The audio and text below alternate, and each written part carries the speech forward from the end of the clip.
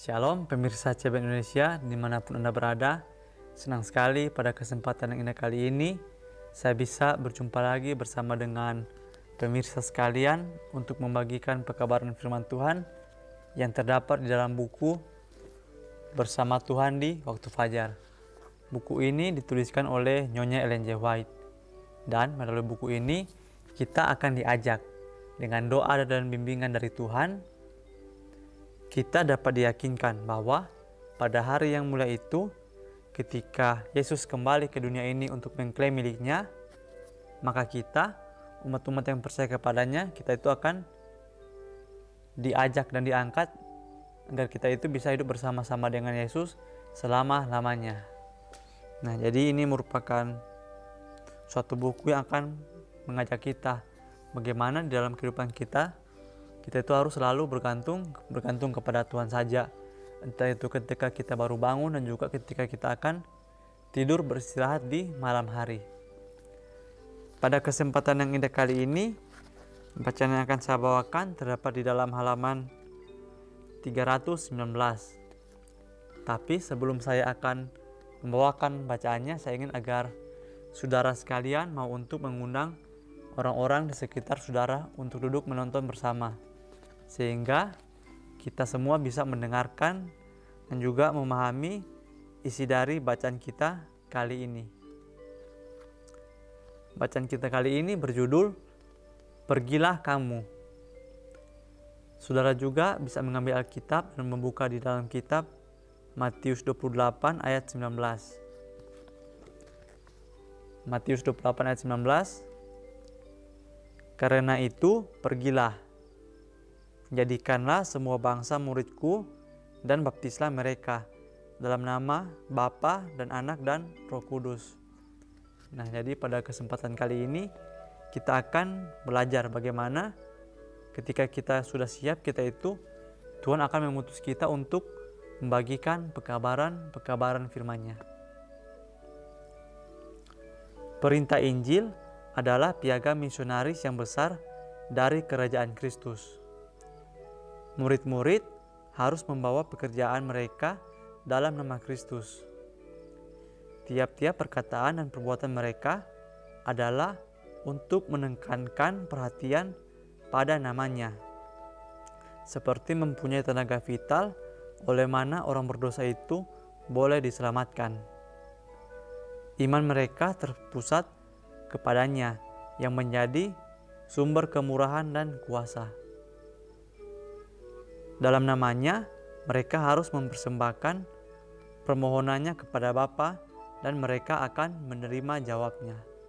Nah, jadi saudaraku sekalian, di sini dikatakan bahwa perintah Injil itu adalah suatu penghargaan yang sangat besar untuk kita semua, untuk kita bagikan kepada orang-orang yang berada di sekitar kita. Di sini juga kita itu diingatkan bahwa tiap-tiap perkataan dan juga perbuatan kita itu harus melakukannya agar orang-orang itu bisa memperhatikan kita, dan ketika mereka memperhatikan perkataan dan juga perbuatan kita, mereka itu bisa mendapatkan kasih Kristus melalui apa yang kita lakukan dan apa yang kita perbuat di dalam kehidupan kita. Karena bila hal itu terjadi, maka kita ini bisa menjadi terang bagi orang-orang di sekitar kita. Nah, jadi yang saya ingin tekankan di sini sekali lagi, bagaimana agar ketika kita ingin membagikan pekabaran firman Tuhan itu, kita itu harus menghidupkannya terlebih dahulu di dalam hati kita. Kita itu harus memperbaiki dulu diri kita yang sekarang ini. Karena bagaimana kita itu bisa memberi apabila hal tersebut tidak berada di dalam diri kita. Iman mereka terpusat kepadanya yang menjadi sumber kemurahan dan kuasa. Nah, itu benar sekali ya saudaraku sekalian, di mana apabila kita memiliki iman dan kepercayaan yang hanya berpusat kepada Tuhan saja, maka kita itu tanpa kita sadari, ketika orang hanya melihat kita, maka mereka itu akan akan merasa bahwa kita ini berbeda daripada orang-orang yang lainnya. Dimana ketika kita mempunyai pusat pikiran dan juga apapun yang kita lakukan itu berpusat kepada Yesus Kristus, maka kita itu bisa menjadi terang untuk orang-orang di sekitar kita. Dalam namanya, mereka harus mempersembahkan permohonannya kepada Bapa dan mereka akan menerima jawabnya. Nah, jadi di sini kita itu diingatkan sekali lagi bahwa apapun yang kita lakukan itu kita harus pertama-tama meminta atau kita itu harus menyerahkannya kepada Bapa yang di surga, sehingga apapun yang kita rencanakan di dalam kehidupan kita sekarang ini semuanya itu akan berjalan sesuai dengan kehendak Tuhan. Sehingga di sini dikatakan bahwa mereka itu kita akan menerima jawabannya. Jadi jawaban yang dimaksudkan di sini itu jawaban yang baik untuk diri kita, yang baik di mana sesuatu yang baik itu bukan hanya karena pemikiran kita saja, tetapi sesuatu yang baik yang dimaksudkan di sini itu adalah sesuatu yang sesuai dengan apa yang Tuhan kehendaki di dalam kehidupan kita setiap harinya. Mereka harus membaptiskan dalam nama Bapa, Anak, dan Roh Kudus. Nama Kristus harus menjadi semboyan mereka, tanda keagungan mereka, tali persatuan mereka, kuasa untuk tindakan perbuatan mereka, dan sumber kemajuan mereka. Tidak ada sesuatu yang dapat dikenal dalam kerajaannya yang tidak membawa namanya dan tulisannya. Bila Kristus mengatakan kepada murid-murid, "Pergilah kamu di dalam namaku untuk mengumpulkan ke dalam jemaat semua orang yang percaya," Ia hanya menegaskan kepada mereka perlunya mempertahankan kesederhanaan. Makin kurang kemegahan dan pertunjukan, maka makin besar pula pengaruh mereka untuk kebaikan. Murid-murid itu harus mengucapkan dengan kesederhanaan yang sama dengan mana Kristus telah berbicara. Bacaan ini diambil dari buku Alfa dan Omega, jilid 7 halaman 24 sampai 25.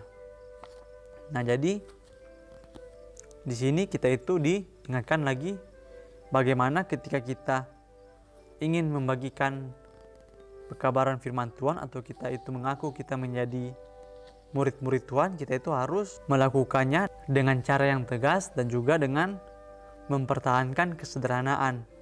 Karena di sini dikatakan bahwa makin kurang kemegahan dan pertunjukan, maka makin besar pula pengaruh mereka untuk kebaikan. Nah, contoh yang saya mau berikan di sini, kesederhanaan yang dimaksudkan itu adalah bagaimana ketika kita membagikan pekabaran firman Tuhan, kita itu menggunakan cara-cara yang sederhana. Mungkin yang pertama bisa kita lakukan itu adalah bagaimana cara kita berbicara.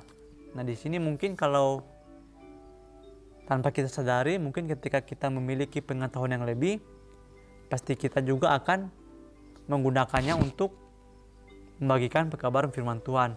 Tetapi mungkin tanpa kita sadari, ketika kita berbicara, kita itu menggunakan kata-kata yang tinggi, sehingga di sini kita itu diingatkan lagi bahwa ketika kita membagikan pekabaran firman Tuhan, kita itu harus menggunakan kata-kata yang sederhana sehingga orang-orang itu bisa lebih mudah untuk mengerti.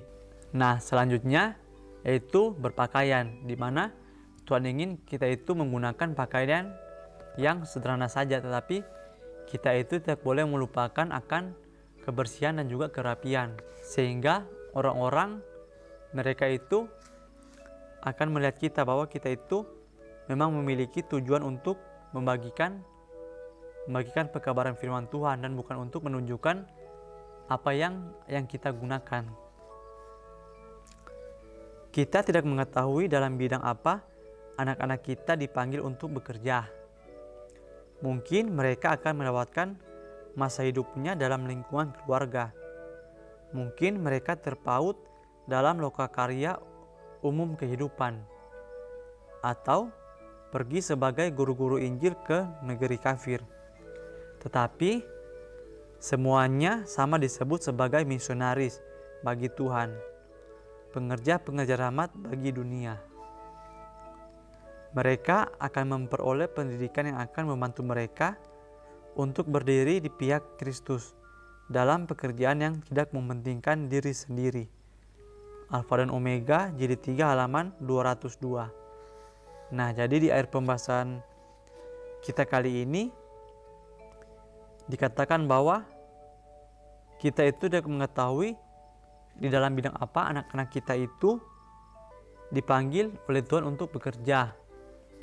Nah, jadi apapun yang anak-anak kita itu minati, yang mereka sukai, kita itu harus selalu mensupport mereka. Karena di sini dikatakan Tuhan itu akan menggunakan setiap talenta yang kita punya. Mungkin ada orang yang talentanya itu berbicara atau berkata-kata. Ada juga yang talentanya itu di bidang kesehatan, di mana dia itu bisa dengan cepat menangani orang-orang yang memiliki berbagai macam penyakit. Dan juga mungkin ada yang talentanya itu di dunia editing ataupun di dalam dunia paramedik. Apapun itu, kita itu diingatkan lagi bahwa kita itu harus mensupport setiap talenta yang Tuhan berikan di dalam kehidupan kita, dengan cara kita menggunakannya untuk kebaikan dan juga kemuliaan nama Tuhan. Contoh kecilnya yang saya berikan di sini, di mana ketika ada seseorang yang diberikan oleh Tuhan talenta di dalam bidang kesehatan, mungkin perawat ataupun juga dokter. Nah, di sini bagaimana agar kita bisa menggunakannya untuk pekerjaan Tuhan? Tentu saja kita menggunakannya itu dengan membantu orang-orang yang sakit, di mana ketika kita membantu orang tersebut, kita itu tidak perlu lagi meminta imbalan daripada orang tersebut, karena Tuhan itu akan menyediakan berkat-berkat bagi kita. Dia akan menyediakan bagi kita apa yang kita butuhkan. Sehingga ketika kita membantu orang lain dengan hati yang tulus dan tidak mengharapkan lagi imbalan, maka orang tersebut juga akan melihat kasih dan kemurahan Tuhan melalui tindakan kita. Dan juga melalui hal tersebut, kita itu akan terus belajar bagaimana agar kita itu memiliki kerendahan hati di dalam kehidupan kita. Mungkin ini saja yang bisa saya sampaikan kali ini. Kiranya melalui pembacaan kita kali ini, kita itu bisa lebih lagi untuk mengasah dan menggunakan setiap talenta yang Tuhan berikan di dalam kehidupan kita. Sehingga sesuai dengan judulnya kali ini, yaitu pergilah kamu, di mana Tuhan ingin kita itu menggunakan setiap talenta yang Dia titipkan di dalam kehidupan kita untuk membagikan dan juga melakukan pekerjaan-pekerjaan yang Tuhan inginkan di dalam kehidupan kita di dunia sekarang ini. Sampai bertemu lagi di pembahasan-pembahasan berikutnya. Saya bawa dalam nama Tuhan Yesus. Terima kasih. Amin.